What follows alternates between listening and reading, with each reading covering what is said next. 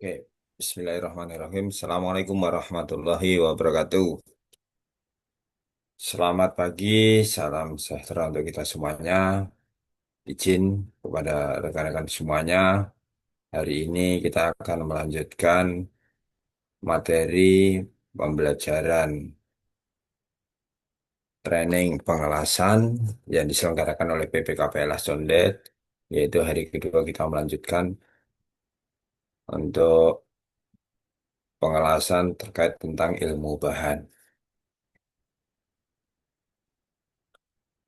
Sebelum mulai, izinkan saya perkenalkan nama saya Indro Wibowo, panggilannya Indro. Nah, di sini saya selaku instruktur non-PNS yang ada di PPKPLS Condet. Untuk memperkenalkan diri, maka izin sebelum saya melanjutkan materi dan perkenal pada rekan-rekan semuanya, saya ingin memperkenalkan diri, maka tak kenal maka tak sayang, ada ya. Nama saya Indro, panggilannya Indro. Kebetulan saya di PKKPLS Condet atau Pusat Pelatihan Laskerja Condet sejak tahun 2009. Nah, kebetulan saya adalah awalnya dari welder, yang mana saya insya Allah mempunyai beberapa kualifikasi welding dari SMAW sampai non SMAW. Sampai sekarang saya masih terus menggali dan mempelajari terkait tentang ilmu pengelasan. Tahun ini terakhir saya mengambil untuk NDT dan TOT. Insya Allah ke depannya kita coba untuk mempelajari materi-materi lain yang berhubungannya untuk pengelasan. Nah, tinggal saya ada di Jakarta Timur, di Halim. Lebih terkenalnya numpang Halim karena bandara yang ada di Jakarta terkenal adalah Halim, sehingga mudah tenar. Walaupun tinggal saya ada di Jakarta Timur, Kebonpala, Kampung Asem, Kebonpala, Makassar, Jakarta Timur. Cuma lebih kenal kalau di Bandara Halim itu sangat dekat sekali, kurang lebih 500 meter sudah sampai depan pintu Bandara Halim, kalau lewat belakang. Nah, s- itu tadi adalah perkenalan saya sebelum saya menyampaikan materi, dan saya juga ingin kenal kepada teman-teman semuanya, para peserta yang hadir di malam hari ini. Untuk perkenalan hari ini, saya juga perlu mengabsen pada rekan-rekan semua yang hadir, dan nanti teman-teman diharapkan juga mengisi link atau barcode serta nama dan sebagainya yang sudah disediakan. Tetapi melalui meeting Zoom atau melalui daring ini yang sudah nampak, mungkin ada yang belum masuk,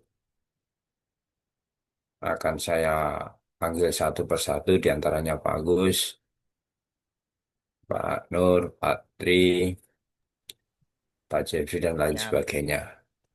Ada semuanya ya, Alhamdulillah. Mungkin ada beberapa teman yang belum bisa masuk karena terkendala sinyal. Mohon kita maklumi dan kita tunggu. Mudah-mudahan segera bisa bergabung. Nah, sebelum mulai pembelajaran, izinkan saya untuk menyampaikan tata tertibnya mengenai pembelajaran daring ini. Nanti ke depannya supaya teman-teman menyiapkan waktunya. Jadi pada saat melakukan pembelajaran melalui meeting Zoom atau melalui daring ini, teman-teman diharapkan untuk wajib menyalakan kameranya dan mematikan speakernya atau tidak berbicara pada saat teman menyampaikan atau berbicara ataupun saat materi disampaikan. Pada proses meeting Zoom ini, tolong namanya pakai nama lengkap pribadi, jangan pakai nama samaran sehingga memudahkan untuk siapa yang hadir atau untuk semakin mempererat perkenalan. Yang keempat adalah tentukan tempat yang sepi dan kondusif. Jadi jangan sampai terganggu suara-suara lain atau mungkin juga sinyal yang kuat. untuk mengakses supaya internet tidak ataupun suara ataupun materi tidak terputus-putus pada saat melakukan meeting Zoom atau daring ini. Apabila teman-teman ingin bertanya ataupun izin dan sebagainya, silahkan menggunakan fitur chatnya.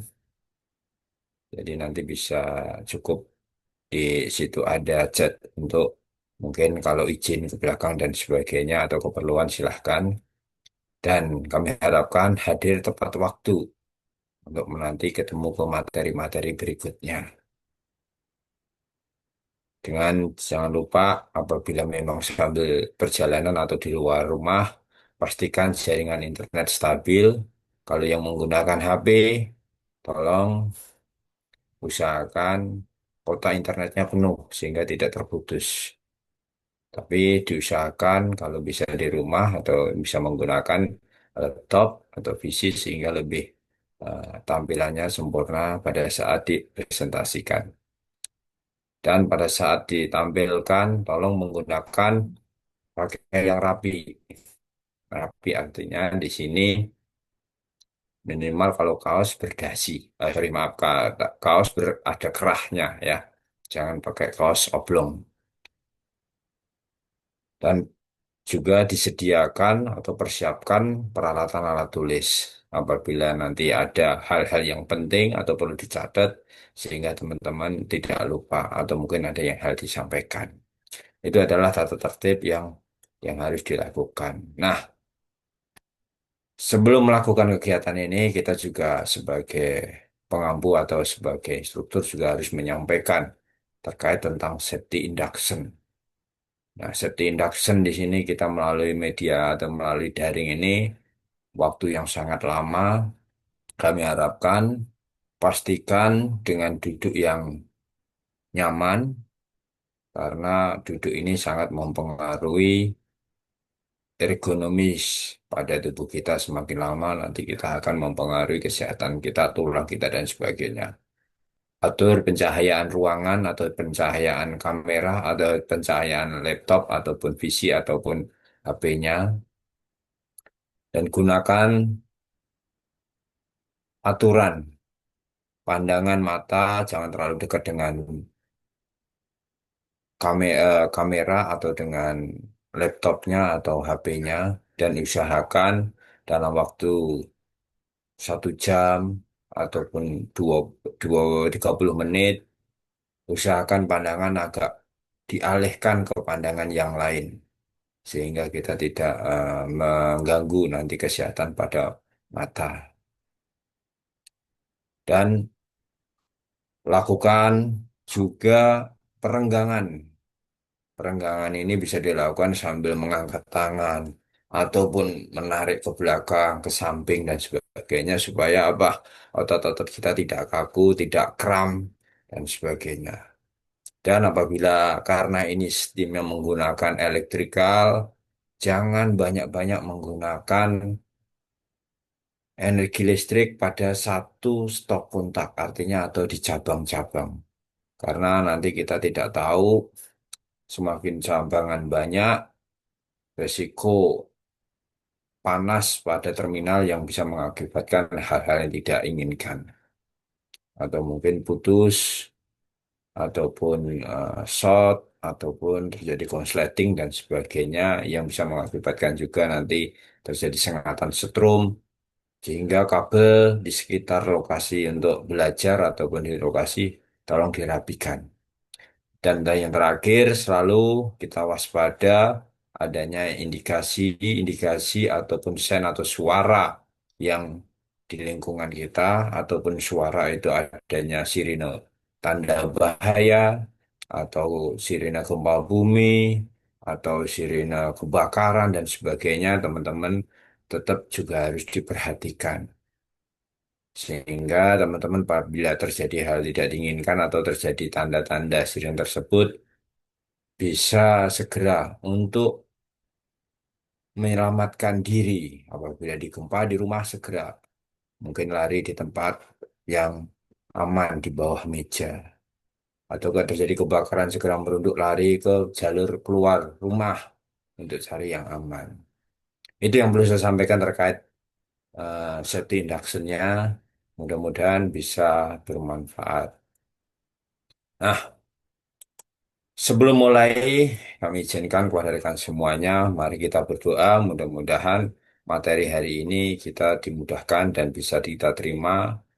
Eh, Sebelum kita melanjutkan materi yang sebelumnya terkait tentang pengelasan yang berhubungannya dengan ilmu bahan, berdoa saya awali ataupun saya pimpin dari sini. Mungkin yang agama Islam tidak lupa mengucapkan Bismillah atau Al-Fatihah. Yang non-Muslim silahkan menggunakan ataupun agama kepercayaan masing-masing. Berdoa dipersilahkan. Berdoa selesai. Terima kasih. Ya, mudah-mudahan doa kita diterima Allah Subhanahu wa taala dan bisa untuk menerima materi yang akan kita sampaikan kurang lebih 4 jam pelajaran di depan kamera, depan laptop, depan HP sehingga kita tetap bisa menerima materinya. Hari ini kita akan membahas atau melanjutkan materi pengelasan sesuai dengan di SKKNI-nya tahun se- 1909.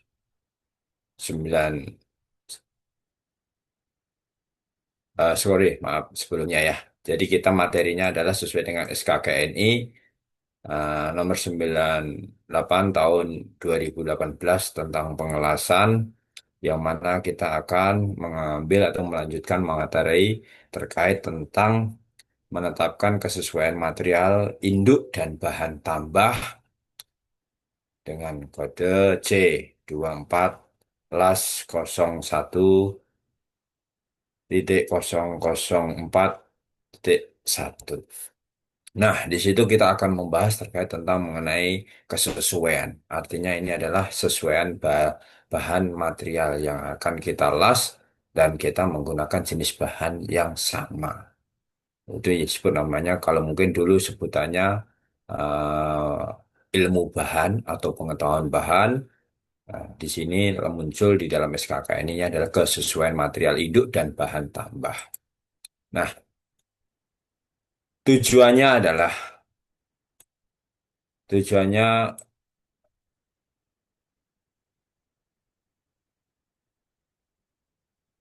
peserta dapat mengetahui keterampilan dan sikap kerja dalam menetapkan kesesuaian material, induk dan bahan tambah. Izin teman-teman, apakah masih eh, kelihatan di depan layar? Karena di sini Ya, kameranya kayaknya masih masih ada ya. kelihatan, kelihatan, Oh, kelihatan, Mas. agak aman. Kalau Ya, aman kita lanjut lagi. Maka dengan tujuannya adalah setelah mengikuti pelatihan ini diharapkan peserta semuanya ini dapat pengetahuan, keterampilan, dan sikap kerjanya dalam menetapkan kesesuaian material dan induk dan bahan tambahnya. Jadi, dengan manfaat tujuannya adalah dapat untuk supaya apa? Mengurangi terjadinya cacat-cacat yang terjadi pada saat pengelasan dan mendapatkan hasil pengelasan yang sesuai dengan standar WPS.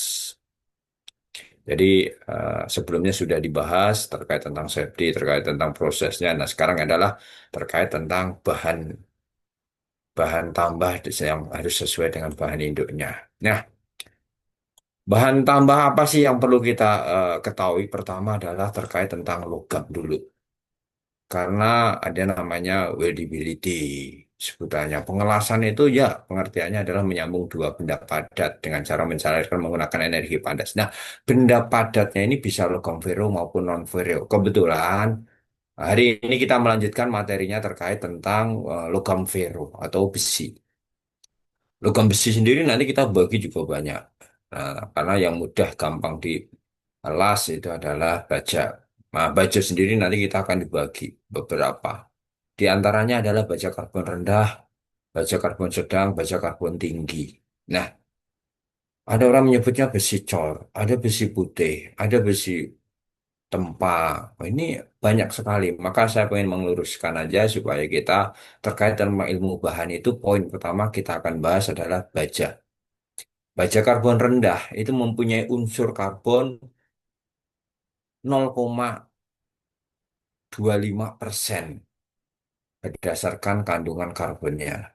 Maka baja ini bersifat tidak responsif terhadap perlakuan panas yang bertujuan untuk membentuk martensis. Martensis. Nah, di sini maka nanti kita akan lebih kupas lagi jenis-jenis bahan. Baja karbon ini sendiri fungsinya apa? Kelebihan apa? Sifatnya apa? Contohnya apa? Karena kita waktunya cukup lama, panjang, maka saya ngambil poin-poin utama dulu supaya nanti teman-teman lebih panas penasaran. Nah, dari sini adalah baja yang mengandung unsur karbon kira-kira adalah 0,2 sampai 0,6%. Ini adalah jenis baja karbon sedang. Bisa diberikan perlakuan panas, astensik atau tempering untuk menaikkan sifat mekanisnya. Sering digunakan untuk membentuk struktur mikro dan martensitnya. Ini baja karbon sedang. Jadi baja karbon sedang ini kandungan karbonnya itu adalah di atas 0,2 sampai dengan 6, 0,6. Jadi yang membedakan nanti sebenarnya bentuknya sama, dipandang sama, diraba sama, diangkat beratnya sama. Yang membedakan adalah kandungan kadarnya. Nah, kadarnya apa? Di sini contoh baja karbon tinggi, kandungan unsur karbonnya itu tadi dari 0,60 sampai dengan 1,4% kandungan karbonnya. Ini mempunyai sifat paling keras, paling kuat, namun keuletannya paling rendah. Umumnya digunakan dalam kondisi sudah diperkeras dan ditemper sehingga tahan aus dan mampu menahan alat potong yang tajam. Ini adalah baja. Baja karbon rendah, karbon sedang, karbon tinggi. Ini adalah salah satu baja karbon yang mampu las atau weldability. Ini paling bagus. Jadi ya sebenarnya non ferro juga bisa. Tapi kita bahas hari ini adalah fokus kepada baja karbon aja. Atau mungkin sebutnya sesuai dengan standarnya ASTM A35, A36, 106 dan sebagainya. SS lah, SS 400. Banyak sekali sebutan melalui kita standar-standar buku yang sudah berlaku. Nah, apa sih dampaknya terhadap pengelasan dari baja ini? Apa sih hubungannya dengan bahan tambahnya? Maka dengan kita mengetahui struktur logam material yang akan kita las ini, maka kita bisa menyesuaikan kawat lasnya itu yang kayak apa. Kawat las nanti juga akan kita bahas terkait tentang pengelasan melalui standar-standar yang berlaku di ASME ataupun di AWS atau ASME Season 2 Part C ini adalah terkait kita contoh saja bahwa karbon steel, karbon, baja karbon tadi, menurut untuk proses pengelasan SMAW ini adalah bahan tambahnya elektroda. Itu kita akan tahu berapa kekuatan tensilnya. Terus yang kedua, posisi pengelasan digunakan untuk apa aja. Terus juga jenis material yang terkandung di dalam elektroda itu apa aja.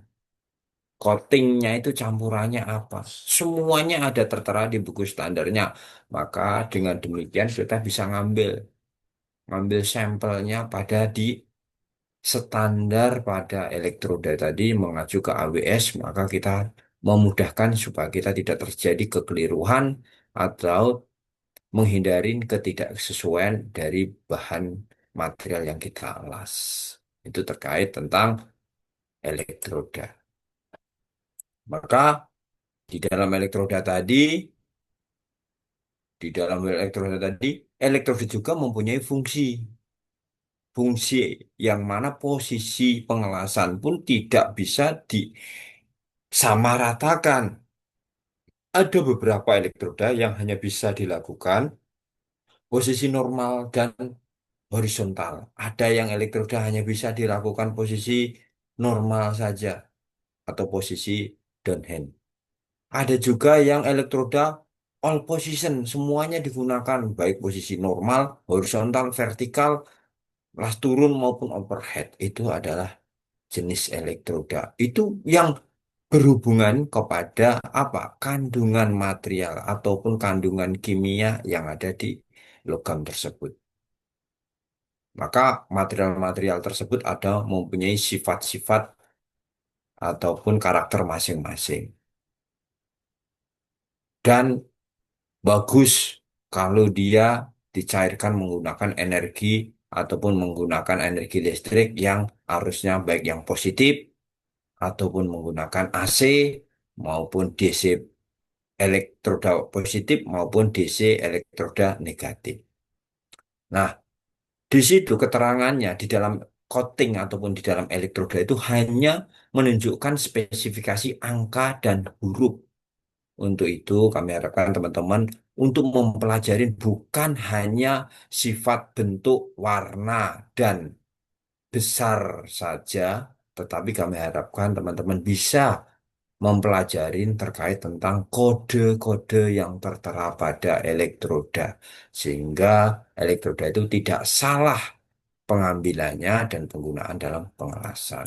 Nah, adapun dampaknya kalau kita nanti terjadi kesalahan-kesalahan pengambilan elektroda, pengambilan pengutupan itu akan berdampak kepada hasil pengelasan.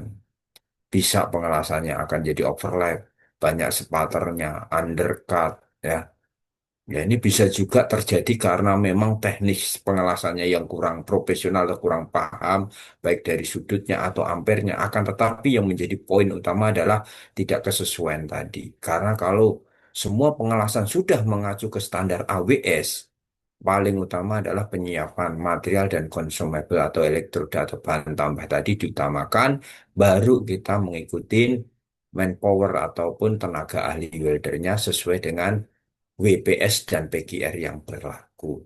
Nah, di WPS PGR itu sebagai pedoman. Kalau kita orang Muslim, contohnya kita mengibaratkan lebih mudah itu kitabnya, sudah melalui kitabnya.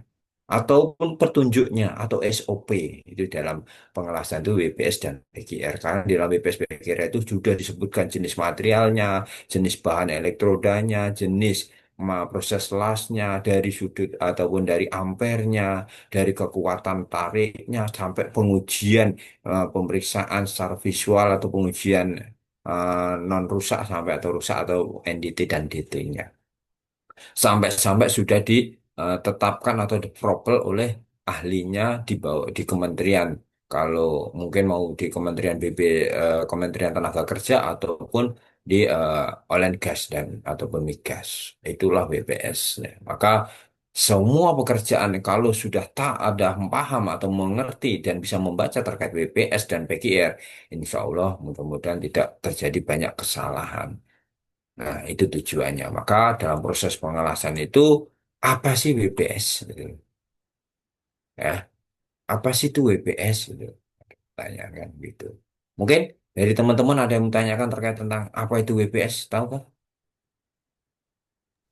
Atau ada yang mau tanya terkait dengan materi mungkin yang saya sampaikan, ada yang mau tanyakan? Ada yang kurang jelas tadi terkait materialnya, eh, terkait dengan posisinya. Nah, ini berhubungan sekali ya. Karena kita sudah pertemuan yang seberapa kalinya, maka kita hari ini kita melanjutkan materi terkait tentang consumable-nya atau ilmu bahannya itu. Jadi kita diharapkan teman-teman bukan hanya sebagai operator tukang las saja atau yang memberikan, tetapi minimal kita tahu. Mungkin ada yang mau tanyakan, Pak Agus, ini ahlinya juga terkait tentang WPS. Mungkin kita bisa sharing, Pak. Bukan berarti saya menyampaikan, sama kita ada sharing saja. Mungkin Pak Agus ada yang menanyakan, atau Pak Heri, atau Pak Heri, Cukup jelas, Cukup Pak. Pak, cukup. silahkan. Ya. Jelas ya Pak ya? Aman ya? Aman Pak, aman. Aman? Aman. Aman. Aman. Nah, ini adalah contoh salah satu saya mengambil sampel terkait tentang WPS. Nah, di dalam WPS ini kita ambil sampelnya itu apa sih? Nah, teman-teman dengan melihat WPS ini, ternyata detail ya dari posisinya, dari materialnya, ya, spek materialnya, sampai dengan bahannya, sampai temperaturnya, itu malah saya ditentukan jenis setrum yang digunakannya apa, proses lasnya apa, posisinya juga ada, ya. Ya. Terus dari pengelasan itu step demi stepnya, kalau platnya itu tebelnya di situ dari tebel berapa nih? Contohnya dari sampai 10 mili ataupun eh, dengan kawat diameter sekian mili harus menggunakan ampere sekian, voltase sekian dengan kecepatan sekian, detail sekali. Maka kami harapkan poin utama itu welder ini harus tahu apa itu WPS dan PGR dan tahu isinya WPS PGR-nya apa. Dengan adanya WPS PGR ini, insya Allah kita tidak akan banyak kesalahan. Artinya kita setelah kita pulang kerja ngelas itu sudah nggak angan-angan. Oh ya, besok lasan kita itu bagus atau benar atau sesuai atau enggak. Dan customer, nah yang menjadi PR kita itu siapa yang bikin WPS? Siapa yang approve WPS? Nah, ini adalah ahli-ahlinya. Kebetulan di BPKPL juga dibuka terkait tentang welding WI atau welding inspector. Itu salah satu adalah orang-orang yang ataupun calon-calon orang pekerja yang terkait tentang mengumpulkan dokumen-dokumen terkait tentang WPS, PGR, dan welding performance dan sebagainya. Oke. Nah, itu adalah materi yang saya sampaikan terkait tentang ilmu bahan yang berhubungannya dengan pengelasan atau ilmu bahan terkait tentang las SMAW posisi 3G, ya, pelatihan di PPKPLS Condet mengenai ilmu bahan. Nah, kalau tidak ada pertanyaan, hari ini materi kita sudah sampaikan.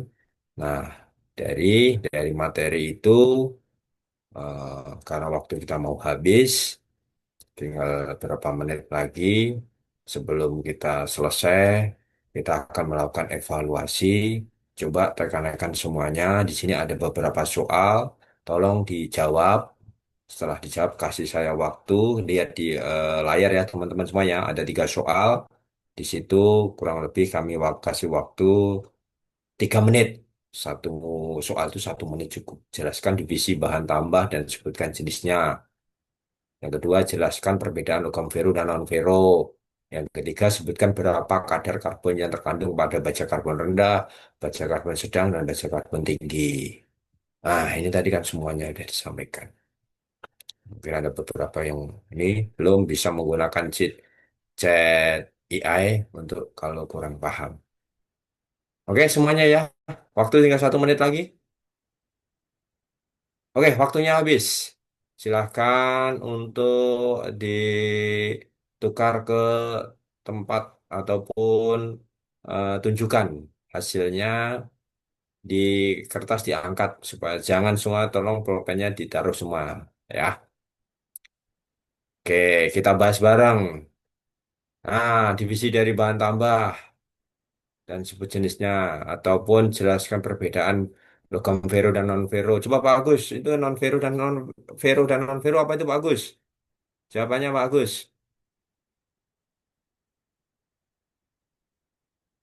Halo Pak Agus, bisa suara terdengar? Oh iya iya, mohon maaf. Yang untuk jawaban nomor satu Logam vero dan non vero Bang.